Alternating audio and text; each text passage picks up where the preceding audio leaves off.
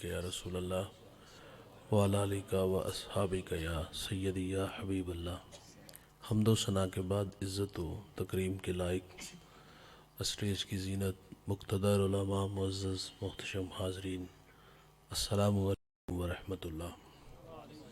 چند باتیں آپ کے گوش گزار کر کے گفتگو سمیٹ لوں گا۔ دعا ہے اللہ حق بیان کرنے کی توفیق عطا فرمائے۔ ارشاد باری تعالیٰ ہے، محبوب اگر آپ کا دل سخت اور مزاج تند ہوتا تو یہ لوگ آپ کے گرد کبھی بھی نہ بیٹھتے۔ جب غزوہ خیبر ہوا تو کچھ لوگ پلٹ کے دوبارہ حضور کی خدمت میں حاضر ہوئے تو آپ صلی اللہ علیہ وسلم عفو درگزر سے کام لیتے ہیں۔ حاضرین مجلس، دین محبت سے پھیلا ہے، دین حسن اخلاق سے پھیلا ہے۔ ایک ہندو شاعر کہتا ہے، یہ لڑتے قبائل کو کس نے بتایا، محبت نہیں ہے تو کچھ بھی نہیں ہے۔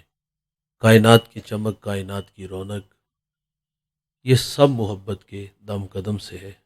کریم آقا فرماتے ہیں، تم میں اچھا وہ ہے جس کا اخلاق اچھا ہے، اور وہ اچھا نہیں ہے جس کا اخلاق اچھا نہیں ہے۔ بارگاہ خیر الانام میں ایک خاتون کا تذکرہ کیا گیا کہ بندہ نواز صوم و صلات کی پابند ہے، لیکن اس کی زبان کے فتنوں سے ہمسایہ محفوظ نہیں، تو فرمایا جہنمی ہے۔ میرے نبی فرماتے ہیں، گھر خریدنے سے پہلے ہمسایہ اور سفر کرنے سے پہلے ہم سفر دیکھ لیا کرو۔ ہمسایہ اچھا نہ ملے تو زندگی عذاب ہو جاتی ہے۔ اس کو سادہ کر دیں تھوڑا سا۔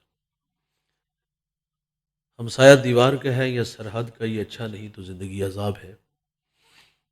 اور آپ ان لوگوں سے پوچھ کے دیکھ لیں جو اس عذاب میں مبتلا ہے۔ ہمسایہ صرف اتنا کہہ دے کہ ڈیک کی آواز تھوڑی سی ہلکی کر دو، ترلا کیا ہے، لجاجت سے کہا ہے، تو توجہ دلائی ہے، تو تقاضا تھا کہ اس کی بات کو مان لیا جاتا۔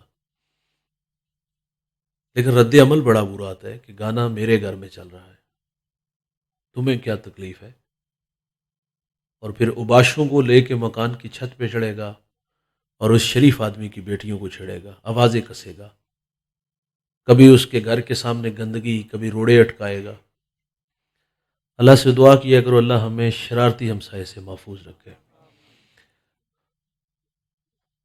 تو یہ ہمسایہ اگر اچھا نہ ہو تو زندگی عذاب ہے، اور اگر کسی کو اچھا ہمسایہ میسر آ جائے تو یہ بہت بڑی دولت ہے۔ ابو حمزہ ایک بہت بڑے محدث گزرے ہیں، ان کے بارے میں مشہور تھا، لوگ کہتے تھے یہ نشہ بیچتے ہیں۔ وہ منشیات کا کام نہیں کرتے تھے، بلکہ جب وہ حدیث رسول بیان کرتے تو لوگوں پہ نشہ طاری ہو جاتا تھا۔ ابو حمزہ کا ہمسایہ اس کو بامر مجبوری مکان فروخت کرنا پڑ گیا، اور اس نے باہر لکھ کے لگا دیا کہ 2000 درہم میرے مکان کی قیمت اور 2000 درہم ابو حمزہ کی ہمسائیگی کا لوں گا۔ تو لوگوں کی ایک لمبی لائن لگ گئی 4000 دینار دینے کے لیے۔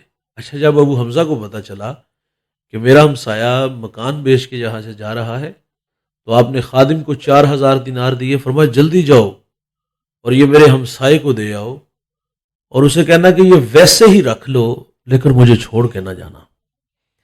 اچھا، کچھ ہمسائے ایسے ہوتے ہیں، وہ گلی محلہ بستی شہر، کیا دنیا ہی چھوڑ جائے نا، لوگ اللہ کا شکر ادا کر دیگے چڑھاتے ہیں کہ فتنہ زمین میں چلا گیا ہے۔ تذکرہ خاتون کا ہے، بھائی نمازیں بھی ہیں، روزے بھی ہیں، لیکن زبان کا زہر کوبرا سانپ سے بھی زہریلا ہے، فرمایا جہنمی ہے۔ اسی طرح ایک اور عورت کا تذکرہ کیا گیا، معمول کی نمازیں ہیں، معمول کے روزے، لیکن ہمسایہ بڑا مطمئن ہے، تو میرے نبی فرماتے ہیں وہ عورت جنتی ہے۔ جنت کا معیار دوست، اچھے اخلاق ہیں، میٹھے بول ہیں۔ امام منذری الترغیب و ترہیب میں ایک روایت لائے ہیں، میرے نبی صلی اللہ علیہ وسلم کی خدمت میں ایک شخص حاضر ہوا جن کا نام نامی اسم گرامی جابر بن سلیم ہے۔ پہلی ملاقات تھی، اور اللہ نے میرے نبی کو یہ کمال بخشا تھا کہ آپ پہلی ہی ملاقات پہ اپنا بنا لیتے تھے۔ ان کے بول بہاروں جیسے اور اصحاب ستاروں جیسے۔ بھائی جان سنیے گا، مٹھیاں مٹھیاں بولیاں مدنی ڈول دیاں، کنا دے وچ رہ دیاں مشری گول دیاں، تو پھر ہم کیوں نہ کہیں کہ میں لب کے لے آواں کتھوں سونا تیرے نال دا۔ ہاں، دنیا تے آیا نہ کو تیری مثال، میٹھی میٹھی باتیں من میں اتری، ایمان نصیب ہوا۔ جانے لگے تو عرض کرتے آقا میرے دامن میں حکمت کے موتی ڈال دیجیے۔ اچھا بھائی جان، جو شخص ابھی ابھی ایمان لایا ہے اس کو پہلی نصیحت کیا کی؟ نماز، روزہ، مال کے نصاب و زکوٰۃ دو، موسم حج آئے تو حج کے لیے نکلو۔ جو ابھی ابھی ایمان لائے اس کو پہلی نصیحت یہ فرمائی لا تسبن احدا، فرمایا جابر کسی کو گالی نہ دینا، اس کو اخلاق دیے۔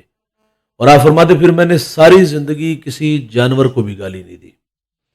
ناراض نہ ہوئیے گا، ہمارے بچے بولتے ہیں تو گالیاں بولتے ہیں، پہلا پتھر ہی ہمارے منہ پہ آ لگا۔ دیکھیے گھر کے ماحول سے بچے سیکھتے ہیں۔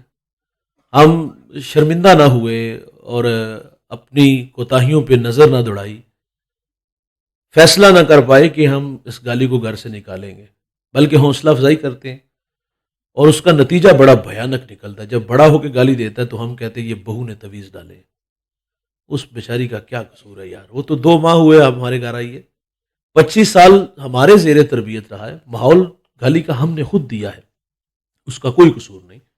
بچے کوڑا کاغذ ہوتے ہیں، جو بھی آپ تحریر لکھو گے وہاں بیٹے آپ گالی لکھو گے گالی آئے گی۔ دیکھیں اگر ہمارے گھر کا ماحول قرآن پڑھنے والا ہے، حدیث پڑھنے والا ہے، محمد عربی پہ درود پڑھنے والا ہے تو نتائج آئیں گے۔ حضرت خواجہ قطب الدین بختیار کاکی رحمۃ اللہ علیہ، کتنا بڑا نام گزرا ہے۔ کاکی ہندی کا لفظ ہے جس کا معنی روٹی ہے، اور اس نام سے قطب الدین شہرت کیسے پاتے ہیں سنیے گا۔ آپ کی والدہ بچپن میں بیٹے کو کہتی بیٹا مصلی بچھاؤ، دامن پھیلاؤ اور رب سے مانگو، اور بیٹا دامن پھیلا کے رب سے مانگتا ہے، ماں تازہ کھانا بنا کے کمرے میں رکھ دیتی ہے، بیٹا کمرے میں آتا کھانا کھاتا ہے اور کبھی کبھی اظہار کر دے ماں اللہ کتنا مہربان ہے، میں دامن پھیلاتا ہوں تو وہ مجھے تازہ کھانا دیتا ہے۔ اچھا ماں خوش ہوتی کہ میرے بیٹے کا رب کے ساتھ توکل کا رشتہ جڑ گیا ہے۔ یہ مشق تھی، یہ کافی دیر جاری رہی۔ خیر فرماتی ایک دن میں کام کی غرض سے گھر سے باہر تھی، آنے میں تھوڑی سی تاخیر ہوئی، دل ڈوبنے لگا، خوف کھانے لگا، اللہ بڑی محنت سے تیرے ساتھ اس کا توکل کا رشتہ جوڑا ہے، آج کہیں کمزور نہ ہو جائے۔ فرماتی میں گھر آئی تو دیکھا قطب الدین محو استراحت تھا۔ بیدار ہوا تو میں نے کہا بیٹا کھانا کھایا؟ کہتا جی امی جی کھانا کھایا، لیکن جو کھانا آج کھایا پہلے کبھی نہیں کھایا۔ ہاں جو مزہ آج آیا ہے پہلے کبھی نہیں آیا۔ سکھاتی تھی نا مائیں، یہ وہی قطب الدین ہے، ماں مدرسے میں بیچتی ہے تو استاد کہتا بیٹا پڑھا الحمدللہ رب العالمین، ازبر تھا 14 پارے سنائے، استاد متاثر ہوئے، بیٹا جہاں سے 14 پڑھے بقیہ 16 بھی اسی مدرسے میں اسی استاد سے پڑھ لیتے، ہجی اچھے منزل خوب۔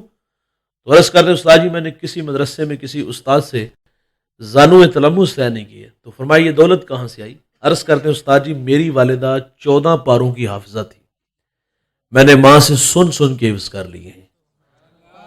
ماں قرآن پڑھے بیٹا قاری قرآن بنتا ہے، ماں دودھ پلائے سونے محمد پہ درود پڑھے تو بیٹا دشت نینوا کو میدان کربلا بنا دیتا ہے۔ بڑوں سے بچے سیکھتے ہیں۔ منصور الوی ایک بہت بڑا رائٹر گزرا ہے، وہ کہتا ہے میں نے ایک بچے سے سوال کیا بیٹا بڑے ہو کر کیا بنو گے؟ تو وہ کہتا ہے میں بڑا ہو کر نور الدین زنگی بنوں گا۔ آپ جانتے ہیں نور الدین زنگی کو؟ یہ وہ شخص ہے جس کو حضور خواب میں ملے، میں سو جاؤں یا مصطفیٰ کہتے کہتے، کھلے آنکھ صلی اللہ کہتے کہتے، حضور خواب میں ملے، فرمایا 2 چت قبریں کتے میری طرف بڑھ رہے ہیں، راستہ روکو۔ اٹھے وضو کیا، مصلی میں بیٹھ کے رونے لگے، اللہ مدینے کی خیر ہو۔ حضور دوسرے دن پھر خواب میں ملے، فرمایا وہ میری طرف بڑھ رہے ہیں، پھر تڑپنے لگے۔ تیسرے دن پھر حضور ملے، کہا نور الدین میں تجھے کہہ رہا ہوں وہ میری طرف بڑھ رہے ہیں۔ اب کے بار مصلی پہ نہیں دوڑ لگا دی، 20 دن کا سفر 16 دنوں میں کیا، اور وہ 2 لوگ جو روزے رسول کی طرف سرنگ کے ذریعے آگے بڑھ رہے تھے انہیں وہاں سے نکالا، ان کے ٹکڑے ٹکڑے کیے اور ان کو آگ میں جلا دیا، پھر مدینے کی گلیوں میں چیخے مار کے روتا ہے اور کیا کہتا ہے بندہ نواز میرا اعزاز کہ اس بری کائنات میں آپ نے میرا انتخاب کیا۔ کہا نور الدین زنگی بنے گا؟ کہا جی۔ کہا شوق کیسے پیدا ہوا؟ اس بچے نے کہا ماں کہتی اگر تو نور الدین زنگی بنے گا نا تو خواب میں رسول اللہ تمہیں اپنی زیارت سے مشرف فرمائیں گے۔ یہ کس نے سکھایا؟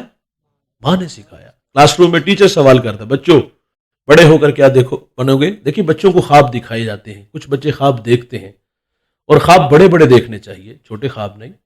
بڑے خواب دیکھنے والے جب دوڑ لگاتے تو منزل ان کے قدم چومتی ہے۔ استاد پوچھتے بڑے ہو کر کیا بنو گے؟ کسی نے ڈاکٹر کہا، کسی نے انجینئر کہا، ایک بچہ کہتا ہے میں بڑا ہو کر صحابی رسول بنوں گا۔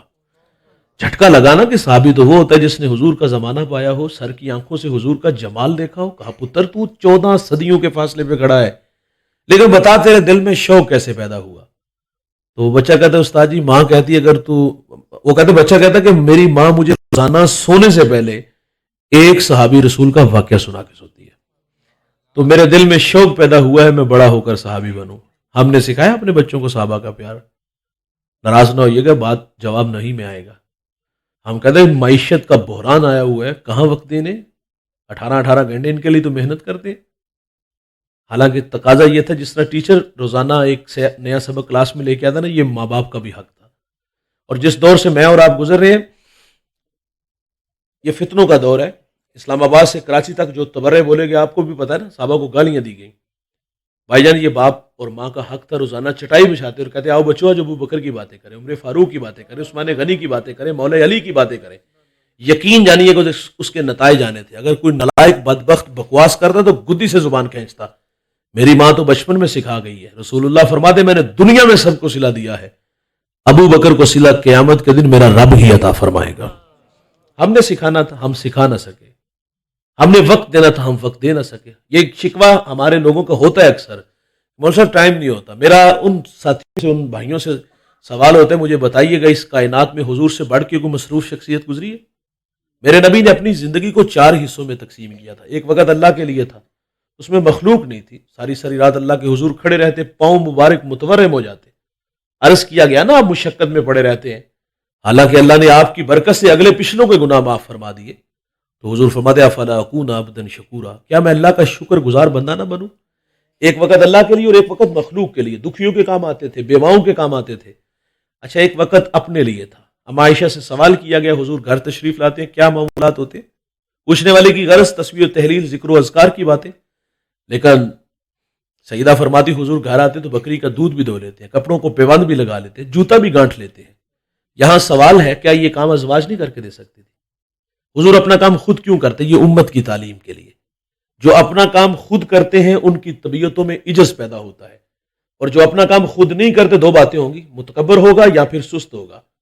اچھا ہمیں کچھ لوگ ملتے ہیں وہ کہتے ہیں مول صاحب ہمیں کیا ضرورت پڑی اپنا کام خود کرنے کی؟ بوٹ پالش کرنے والا الگ، کپڑے دھونے پریس کرنے والا الگ، میری گاڑی کا دروازہ کھولنے والا ملازم الگ۔ اللہ فرماتا ہے محبوب اگر آپ کہو تو ہم بطح مکہ کو سونے چاندی کا بنا دے، اور جس کے دربان ابو بکر و عمر جیسے لوگ ہوں تو میں اپنا جوتا بھی نہ اٹھا سکوں تو مجھے دیکھنا ہوگا۔ 2 ہی چیزیں ہوں گی، تیسری چیز نہیں ہوگی۔ ایک وقت اپنے لیے اور ایک وقت گھر والوں کے لیے۔ نتائج دیکھیے گا، دھیان سے سنیے گا۔ سیدہ نے اپنے بابا کو سیدوں میں دیکھا، اور سیدہ رضی اللہ تعالی عنہا آپ مصلی بچھاتی ہیں، بچوں کو سلا دیتی ہیں، اور پھر ساری ساری رات اللہ کے حضور کھڑی رہتی ہیں۔ ایک دن اللہ سے کیا کہتی یا اللہ تیری راتیں کتنی مختصر ہیں، ہائے ہائے رات بیت جاتی ہے، فاطمہ کا ذوق بندگی نہیں پورا ہوتا، اللہ فاطمہ کو ایک رات دے دے، جی بھر کے تجھے سجدے تو کر لوں۔ امام زین العابدین رضی اللہ تعالیٰ عنہ فرماتے میں نے تہجد اپنے باپ سے سیکھی ہے۔ ہاں یہ بڑے سکھاتے ہیں نا۔ کربلا سے جب یہ لوگ مدینہ آئے نا تو خواتین افسوس کے لیے آئی۔ کسی خاتون نے کہا سیدہ زینب سے کربلا میں خاندان نبوت پہ سب سے مشکل گھڑی کون سی تھی؟ تو آپ فرما دی جب خیموں کو آگ لگی کچھ بچے ڈر کی وجہ سے دوڑے، ان بچوں کو جمع کرنے اور لاشوں کو اکٹھا کرنے میں وقت لگا۔ آپ فرما دی اس وقت میں ہماری نماز مغرب میں تھوڑی سی تاخیر ہو گئی۔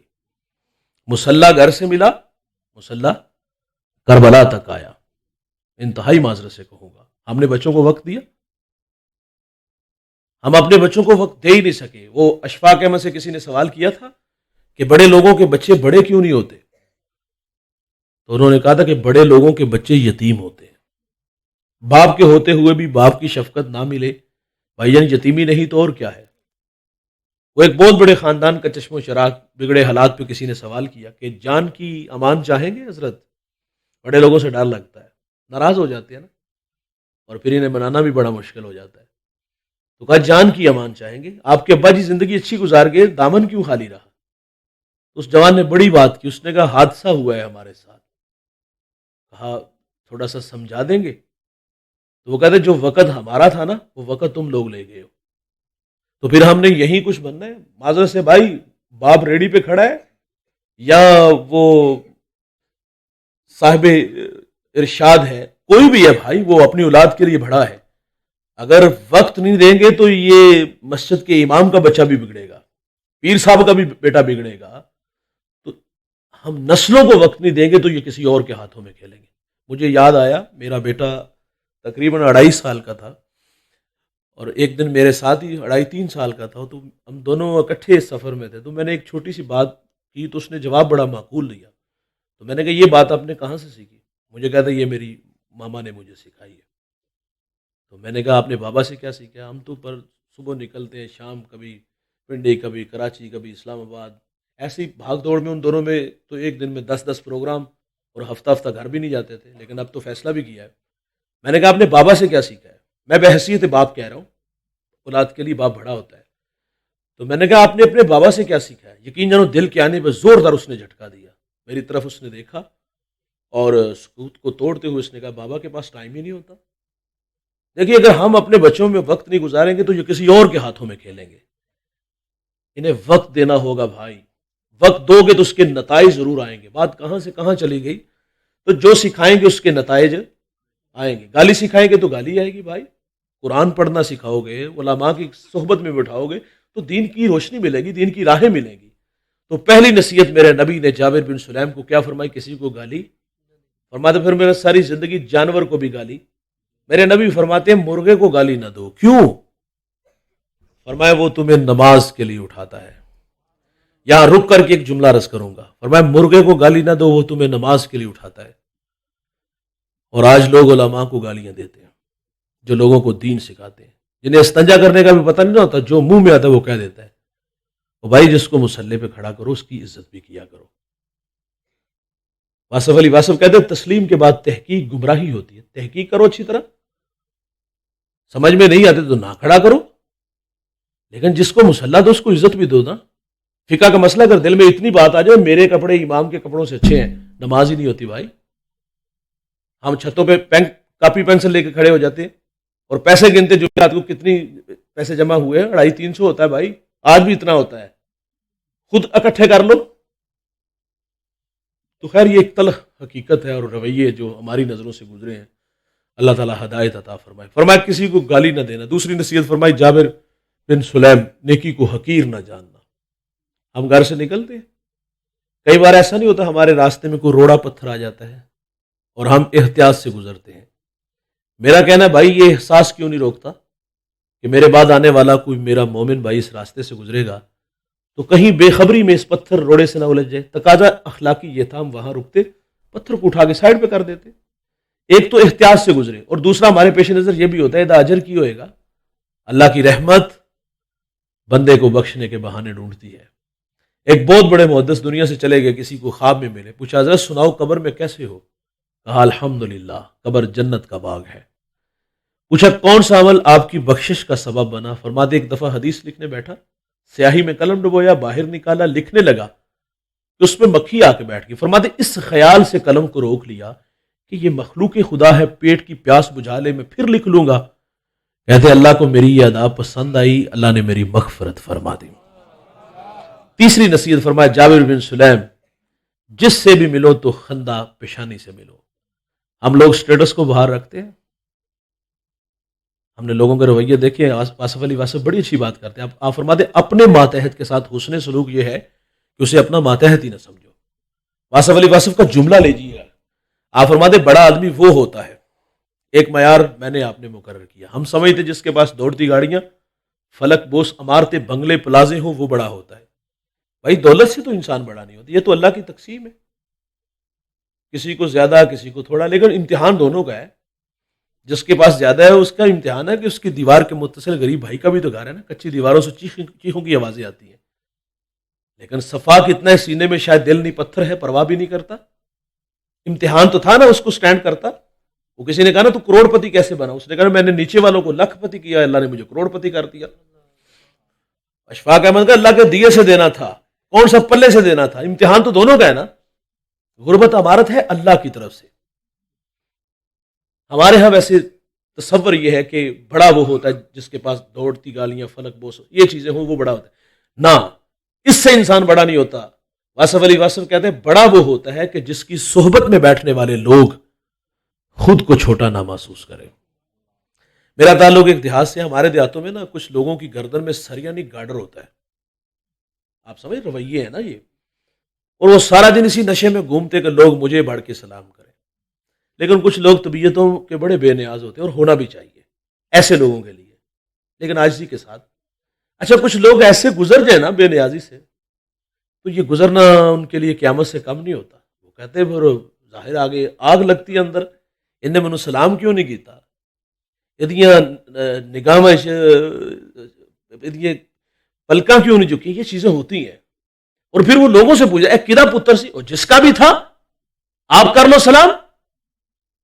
اور بھائی عزت مانگنے سے عزت نہیں ملتی، عزت دینے سے عزت ملتی ہے۔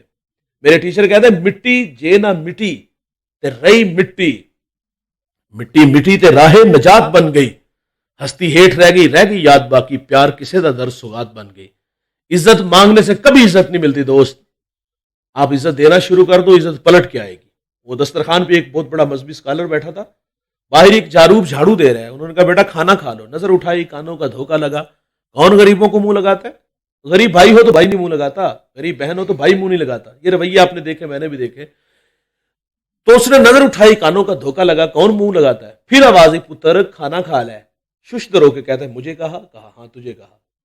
اس نے جھاڑو وہاں رکھا، تھوڑ لگا دی، تھوڑی دیر بعد واپس آیا، اس کے ساتھ اس کے بیوی بچے تھے، وہ کہتا ہے حضرت کھانا بعد میں کھائیں گے، ہم عیسائی ہیں، ہمیں محمد عربی کا غلام بنا دیجیے۔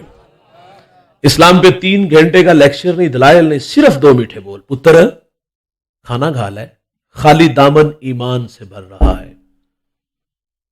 میرے نبی صلی اللہ علیہ وسلم عیدگاہ کی طرف تشریف لے جا رہے ہیں، سریرا کھلا میدان آیا، بچے عید کی خوشیوں میں مسرور تھے۔ ایک جانب کیا دیکھا کہ ایک بچہ ہے، تن پہ پیرہن پھٹا، آنکھوں میں آنسو ہے۔ حضور گزرے اور قدم روکے، فرمایا بیٹا آپ کیوں رو رہے ہو؟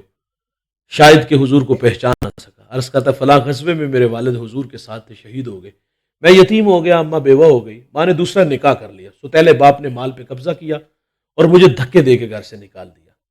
میرے نبی فرماتے بیٹا کیا تو اس بات پہ راضی نہیں کہ محمد تیرے باپ لگے، عائشہ تیری ماں لگے، فاطمہ تیری بہن لگے، علی تیرے چچا لگے، حسن و حسین تیرے بھائی لگے؟ وہ بچہ کہتا یہ رشتے میرے؟ فرمایا جی بیٹا آج سے یہ رشتے تیرے۔ وہ کہتا اگر یہ میرے ہیں تو مجھے اور کیا چاہیے؟ اس بچے کو حضور گھر لے آئے، کھانا لباس دیا، انگلی تھامی اور عیدگاہ کی طرف تشریف لے آئے۔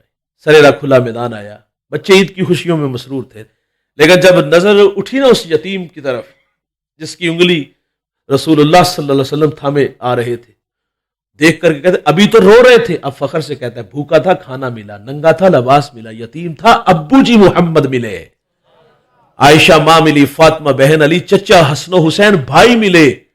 وہ کہتا ہے اب بھی میں رو، یہ ہے اخلاق بھائی، جس سے بھی ملو تو خندہ، یقین آپ بلا امتیاز ملا کرو کہ یہ امیر ہے، یہ غریب ہے، یہ کمی ہے، یہ چودھری ہے، آپ ایک دوسرے کو مسکرا کے ملو گے، آپ کو ایسا لگے گا کہ آپ کا پورا گاؤں ہی مسکرا رہا ہے۔ میرے نبی نے ایک نصیحت یہ فرمائی کہ جابر کسی کو شرمندہ نہ کرنا، اور ہم لوگ قدم قدم پہ کرتے ہیں۔ گلی کی نکر پہ پہنچا، جمگٹھا تھا، شور سنائی دیا گیا، ایک صاحب دوسرے کو رسوا کر رہے تھے، سبب پوچھا، اس نے کہا قرض لینا ہے۔ میں نے کہا یار ایسے زاویے میں سوال کر کے اس کی عزت نفس کا خیال، لیکن کچھ لوگوں کو کی بری عادت کہ وہ قرض لے کے واپس نہیں کرتے۔ میں نے پوچھ لیا کتنے پیسے لینا، کہتا 150 روپیہ، برسرے بازار اللہ کے بندے کو ذلیل کر کے رکھ دیا۔ ہم بازار میں کھڑے تھے تو ہم نے لوگوں کو شرمندہ ہوتے اور شرمندہ کرتے دیکھا۔ ہم مسجد میں آئے، اور مسجد میں آئے تو یہاں بھی معذرت سے کہوں گا نمازی حضرات ناراض نہ ہو جائے، تو رویے یہاں بھی بڑے ہم نے تلخ دیکھے، یہاں بھی لوگوں کو شرمندہ کرتے دیکھا۔ دیکھیں انسان کی فطرت میں بھول جانا، ایک بندہ گناہ گار ہے نا، گناہ ہو گیا ہے اور گناہ چھوڑ کے وہ توبہ کر کے مسجد میں آیا ہے۔ گناہ گار کے لیے امتحان 2 ہیں، ایک تو ماضی کی تلخیاں، وہ تو کسی کو تبلیغ کر رہا ہو تو پرانا یار مل جائے، وہ تبلیغ غیر مؤثر کرتا، وہ راتیں بھول کے جب رنڈیوں کے ساتھ گزارتے تھے، شراب خانوں میں آج حاجی ثناء اللہ بنا بیٹھا ہے، دکھی ہو کے مسجد میں آتے، چلو وہاں زبانیں شائستہ ہوں گی، میں جاؤں گا تو عزت کی مسند پہ بیٹھوں گا، لیکن جب وہ مسجد میں آئے تو رویے ہمارے بھی بڑے تلخ تھے۔ ہم نے کیا اس کو جگہ دی کہ مسجد کی رونق بڑی ہے، بلکہ ہمارے رویے بہت تلخ تھے۔ ہم نے کہا لے سو چوہے کھا کے بلی حج نو چلی، اسی تینوں مسجد را کے نبھایا۔ ہاں ہم کہتے نہیں چور چوری چھوڑ دیتا، ہیرا پھیری نہیں جوتے چرانے آئے ہو، وہ بھی بیچارہ کہتا ہے اللہ جاؤں تو کہاں جاؤں، نہ پرانے یار جینے دیتے نہ مسجد کے نمازی جینے دیتے. یہ رویے ہیں یار. ہم نے بازار میں بھی سلگتا، ہم نے مسجد میں بھی تڑپتا ماحول دیکھا. آپ گھروں کا ماحول دیکھو. اور بالخصوص یہ جو سسرال کا معاشرہ ہے یہ تو انتہائی ظالم معاشرہ ہے. میں نے ایک ریسرچ پڑھی ہے کہ 60% بچیاں سسرالی رویوں کی وجہ سے دکھی ہیں. بہو سے چینی کا کپ ٹوٹ جائے نا، کیا اوقات اس کپ کی، تو تماشا جو گھر میں لگتا ہے اللہ تعالیٰ معاف فرمائے. ہمارے معاشرے میں 4 طرح کے دوست لوگ پائے جاتے ہیں جو ہمارے نظر میں آئے. ایک ہے نمائش والے، وہ بہت سارے ہیں. وہ بیٹی والے بھی ہیں اور بیٹے والے بھی ہیں. بیٹی والی کی نمائش کیا ہوتی ہے؟ وہ جس کو ہم رسم خالہ کہتے ہیں نا، ایک خاتون پورے محلے میں جا کے پیغام دیتی ہے ہماری بیٹی کا جہیز دیکھنے آؤ. تو وہاں یتیم کی بیٹیاں بھی، بیوہ کی بیٹیاں بھی آتی ہیں اور وہاں مزدور کی بیٹیاں بھی آتی ہیں. اور وہاں ریٹ بھی لگے ہوتے ہیں نا، یہ پہلے دن کا جوڑا اس کا 2.5 لاکھ ریٹ کہاں سے لا کے دے گا وہ بیچارہ مزدور جو 500,000 کی دیہڑی لگاتا ہے؟ 2.5 لاکھ کا کہاں سے لا کے دے گا؟ سونے کے کنگن بھی ہوتے ہیں، کہاں سے لا کے دے گا جو کانچ کی چوڑیاں بھی لے کے دے سکتا؟ دکھی کرتے ہیں یہ لوگ، ظالم ہیں ہمارے معاشرے کے. ایک ہے بہروپیے، نمائش والے، اور دوسرے ہیں ڈیمانڈ والے. یہ بھی بہت سارے ہیں. نمائش سے ہی ڈیمانڈ پیدا ہوتی ہے. اور ظاہر ہے لوگ آج لمبی فہرست دیتے ہیں نا کہ جہیز میں یہ چیزیں ہمیں چاہیے. اوپر سب سے اوپر گاڑی ہوتی ہے. اب تو خوف آتے کہیں پٹرول نہ مانگنا شروع کر دیں. گاڑی پٹرول بھی تو مہنگا ہو گیا. تو یہ بھی تو یعنی یہ دوسرے طرح کے لوگ ہیں جو ڈیمانڈ کرتے ہیں. اور تیسرے لوگ وہ بہروپیے ہیں. میں سمجھتا ہوں معاشرے کے سب سے خطرناک لوگ یہ ہیں جن کا تذکرہ بھی میں کرنے لگا ہوں. جو اچھا بننے کی اچھی ایکٹنگ کرنے، جی ہمیں کچھ بھی نہیں چاہیے. یہ باتیں سنتے نا، جس نے بیٹی دے دی پیچھے کیا رہ گیا. بوڑھے اعتماد کر بیٹھے کہ لوگ بھلے لگے ہیں اور اعتماد کر کے وہاں رشتہ داری جوڑ لیتے ہیں. لیکن ٹھیک 1 ہفتے بعد میں نے عرض کیا کہ چینی کا کپ ٹوٹ جائے بہو سے تو تماشا جو گھر میں لگتا ہے نا کہ گھر سے لائی ہوئی ہوتی تو تجھے قدر ہوتی. ہم کہتے ہیں جڑے ماں نے دیتے نہیں وہ استعمال کر. اچھا کسی بات پہ جھگڑا ہو نا تو ہم کہتے ہیں بلاؤ دے پچھلے انو. اچھا پچھلے کو ڈنڈے سوٹ لے کے آ جاتے ہیں. بوڑھی ماں چادر اور بوڑھا باپ پگڑی رکھ دیتا ہے. معاف کر دو. اور آگے سے شرم نہیں آتی، رونت برا لہجہ آتا ہے. یہ آخری بار ہے، آئندہ ہوا تو اس کو اپنے گھر میں رکھنا. اور وہ بیٹی کے آگے بھی جا کے ہاتھ جوڑتے تھے، یہ سرخ جوڑا پا کے ایسا سفید پہن کے قبروں میں چلے جانا. یوں دیکھتی ہے حسرت بری نگاہوں سے. 2 وقت کا کھانا نہیں دو گے، رہنے کو چارپائی نہیں ملے گی. کبھی تو گھر کی رونق تھی، جگر کا ٹکڑا تھا، مرنے کی دعوت دے رہے ہو. سمجھا کے جاتے پگلی، تو طلاق لے کے آگئی، تیری 2 بہنیں گھر میں بیٹھی، کون رشتہ دیکھنے آئے گا؟ مارے بھی کھاتی ہے، دکھ بھی سہتی ہے. اگر کچھ زخم زیادہ ملے تو بہانہ بھی بنا لیتی ہے، سیڑھیوں سے گری اور دکھ سہ سہ کے دنیا سے چلی جاتی ہے. اچھا کچھ بیٹیاں دکھ سہتی، تانے بھی سہتی ہیں. دکھ شاید برداشت کرے لیکن تانے برداشت نہیں ہوتے. کچھ بیٹیاں ایسی ہوتی ہیں ان کے باپ شرابی ہوتے، کچھ بہنیں ایسی ہوتی ہیں ان کے بھائی شرابی ہوتے. ساری زندگی شرابی کی بیٹی اور شرابی کی بہن کہلاتی ہے. یار وہ تو بیچاری پہلے ہی دکھی ہے، اور ہماری وجہ سے ہم اللہ کے بھی مجرم، اپنی بہن بیٹی کے بھی مجرم بنتے ہیں. اچھا پھر سنیے گا، کچھ بیٹیاں ایسی بھی ہوتی ہیں جن کے ہاں اولاد نہیں ہوتی. اولاد کون دیتا ہے؟ اللہ دیتا ہے. اور ہم نے بے اولاد عورتوں کا حشر سسرال میں جانوروں سے بدتر دیکھا ہے. نوالے گنے، ہمارے جوان بھی کہتے تو میری وجہ تو رہ رہی ہیں. بھائی جان تیری خاطری تو آئی تھی، بہن بھائی سہیلیاں چھوڑ کے، تیری محبت ہی تو کھینچ لائی تھی اسے. ہم کہتے ہیں کہ ہمیں تو باقاعدہ کہا گیا کہ اس کو فارغ کر، ہم تیرے لیے لڑکیوں کی لائن لگا. یہ گڈی گڈے کا کھیل ہے یار. ٹشو ہے جسے یوز کیا اور پھینک دیا. یہ امتحان یار ہماری بہن بیٹی کے ساتھ بھی تو ہو سکتا ہے نا، یہ اللہ کی طرف سے ہے. میں پچھلے دنوں ٹوبا ٹیک سے ایک جگہ حاضر ہوا. میرا جو میزبان تھا اس نے مجھے دعا کے لیے کہا، بے اولاد تھا. میں نے دعا کی لیکن تڑپا دینے والی کہانی سنیے گا. وہ کہتا ہم 6 بہن بھائی ہیں، 5 بھائی 1 بہن. کسی کی شادی کو 17 سال 14 سال 13 سال 12 سال جتنے بھی اس نے بتائے. وہ کہتا ہم 6 کے 6 بہن بھائی بے اولاد ہیں. اللہ کی مرضی بھائی. لیکن بے اولاد عورتوں کا حشر سسرال میں جانوروں سے بدتر ہوتا ہے. اچھا اگر اولاد ہو تو بیٹیاں ہوں، بیٹی تو رحمت ہوتی ہے نا. بیٹی ہو تو پھر بھی نہیں جینے دیتے. میری شادی ہوئی، میں نے اللہ سے ایک دعا کی تھی، اللہ مجھے پہلی بیٹی عطا کرنا. اللہ نے میری دعا قبول کی. ہم ہاسپٹل میں تھے، 7 والے کمرے سے رونے کی آواز آئی. میں نے ماں جی سے کہا ذرا خیر ہو، دیکھے کیا ہوا. ماں چل بسی یا بچے کو کچھ ہوا، مجھے واپس آ کے بتا دی چوتھی بیٹی ہوئی ہے، ادھر رونا پہ آئے. ہم تو ایک انگلی بھی نہیں بنا سکتے یار، تقدیر سے کیوں الجھتے ہیں. مجھے فیصل آباد سے ایک بڑھیا نے کال کی بیٹا دعا کرو اللہ میری بیٹی کو بیٹا دے. میں نے کہا ماں پہلے بچے کوئی نہیں، کہتی 4 بیٹی ہیں. میں نے کہا رحمت ہوتی ہے، کہتے دھمکی ملی ہے، اگر اس بار بیٹا نہ ہوا تو اس کو اپنے گھر میں ہی رکھنا. بہت ساری عورتوں کو طلاق اس وجہ سے ہوئی کہ یہ زیادہ بچیاں کو جنم دیتی ہے. اور طلاق دینے میں کردار بھی عورت کا ہوتا ہے، جو خود عورت ہے وہ بھی تو کسی کی بیٹی ہے نا. اور ہمارے معاشرے میں بنسبت اس عورت کے جس کے ہاں بیٹے زیادہ ہوں اور دوسری طرف بیٹیاں زیادہ ہوں، زیادہ عزت لڑکے والے کی ہے اور لڑکی والے کی عزت ہی کوئی نہیں ہے. یہ ہے ہمارا معاشرہ. اور پھر ایسی بیٹیوں کو ہم چوتھے دن کٹارے میں کھڑا کرتے ہیں اور ذلیل کرتے ہیں. میں بھی ایک جھگڑا تھا، مجھے بلایا، میں نے بات سنی، کوئی اتنی بڑی بات نہیں، میں نے صرف اتنا کہا ماں یہ بھی تو تھی ہے نا، جان دے معاف کر دو. اس بڑھیا نے پاؤں سے جوتا اتار کے اس کے بھائی کے منہ پہ مارا اور آواز کیا تھی جتی پوری آئی نہ آئی تو لا کے سٹ چھڑی. سر پکڑ کے بیٹھ گیا. کوئی مرد بات کرتا تو میں بحث کرتا، یہ عورت کے بارے میں کہہ رہی، اس کے گھر میں بھی تو بیٹیاں ہیں نا. یہ پاؤں کا جوتا کہہ رہی. میرے رسول تو عورت کو عزت عطا فرماتے ہیں. سیدہ عائشہ رضی اللہ تعالیٰ نے پانی نوش فرمانی، فرمایا اس میں سے کچھ بچا لینا. انہوں نے بچا لیا. حضور فرماتے اب یہ بتائیں کہ آپ نے کہاں ہونٹ رکھ کے پانی پیا؟ عرض کی حضور یہاں ہونٹ رکھے، میرے محمد وہی لب رکھ کے پانی پیتے ہیں. حضور عورت کو عزت دے، یہ پاؤں کا جوتا کہیں. مجھے حکیم لقمان کی بات بڑی دل کو لگتی ہے. آپ فرماتے ہیں کہ اللہ اکبر، آپ فرماتے ہیں میں نے لوگوں کا علاج کیا تو 2 میرے پاس پڑیاں تھیں، آج کی اس نشست میں 7 لے کے جائیے گا. فرماتے ہیں لوگوں کو فرق بڑی جلدی پڑتا ہے. کہا کون سی؟ کہا ایک محبت اور دوسری عزت. تو کسی نے کہا فرق نہ پڑے، تو فرمایا مقدار بڑھا دیا کرو. ہم باہر اچھے ہوتے، گھر کیوں نہیں اچھے ہوتے یار؟ یہ سوال ہے. تو ہم نے سسرال میں بھی رسوا کرنے والا ماحول دیکھا.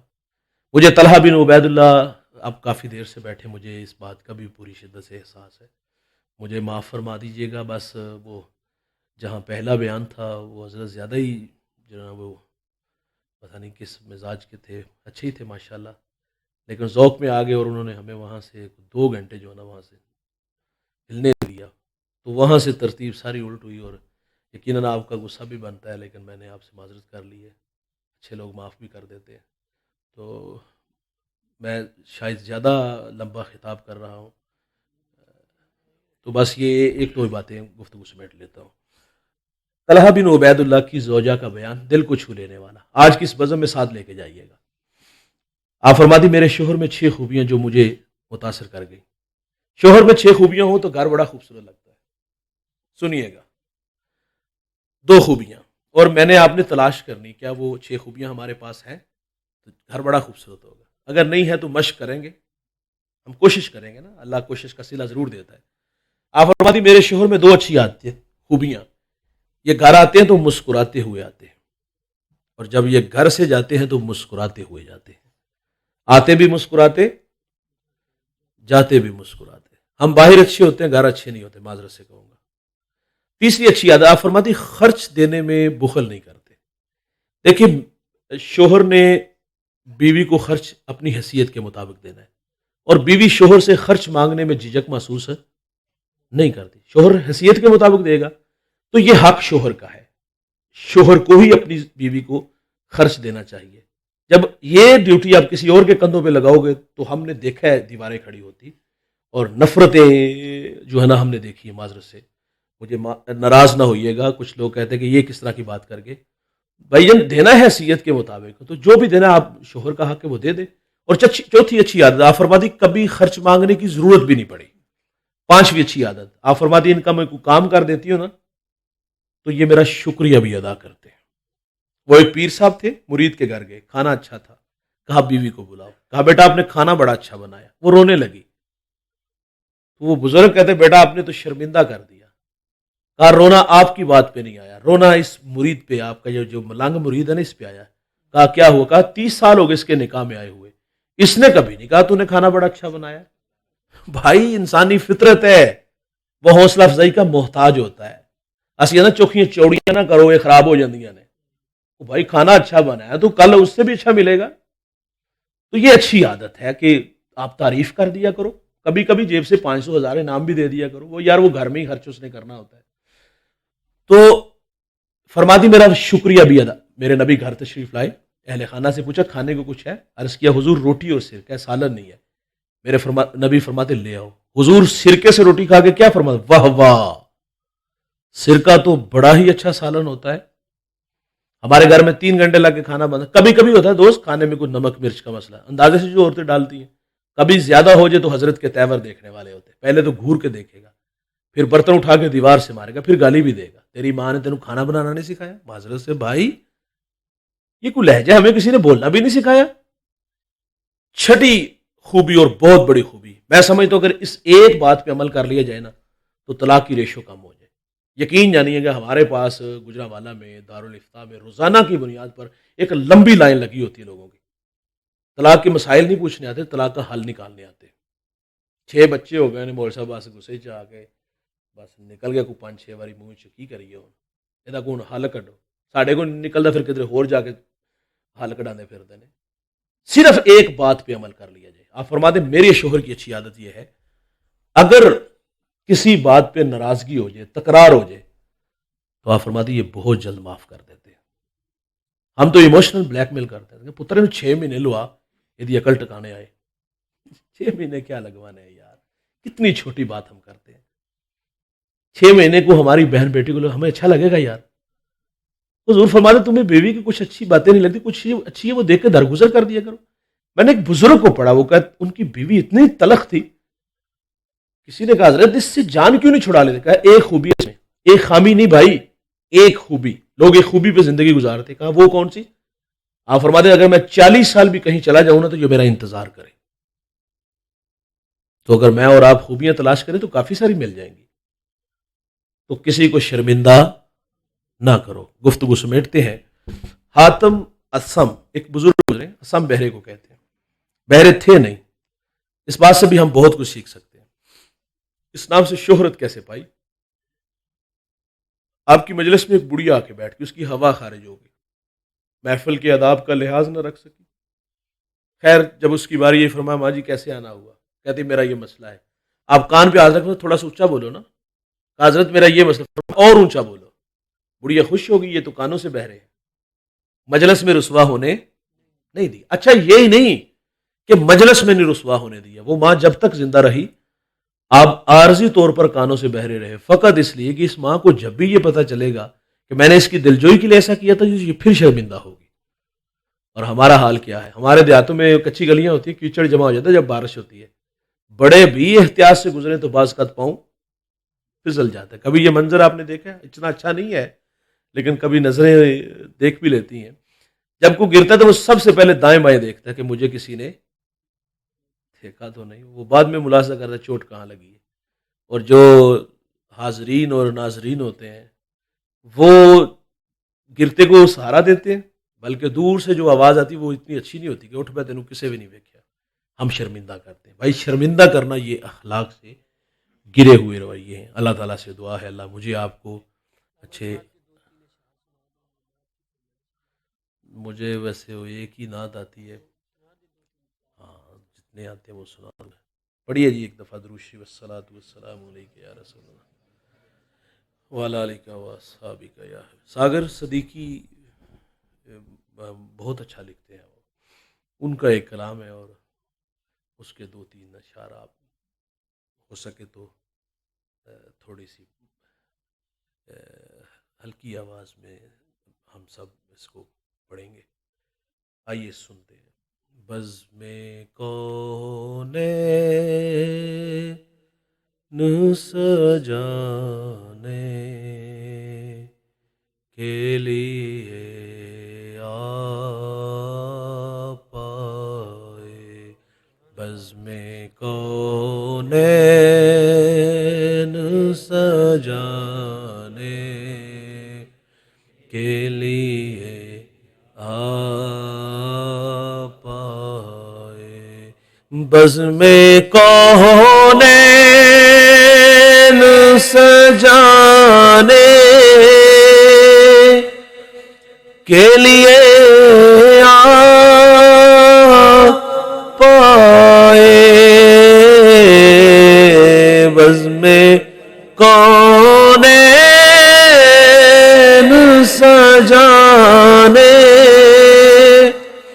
کے لیے آ پائے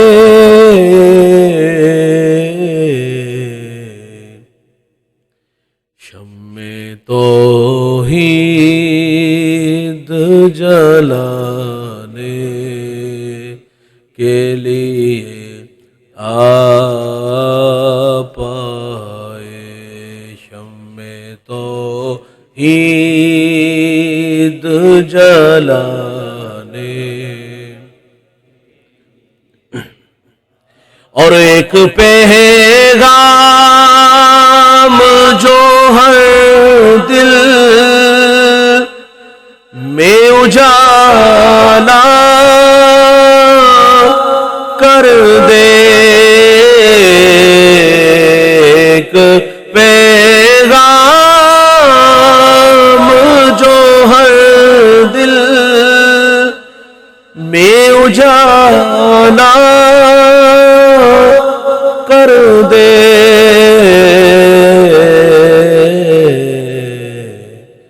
ساری دنیا کو سنانے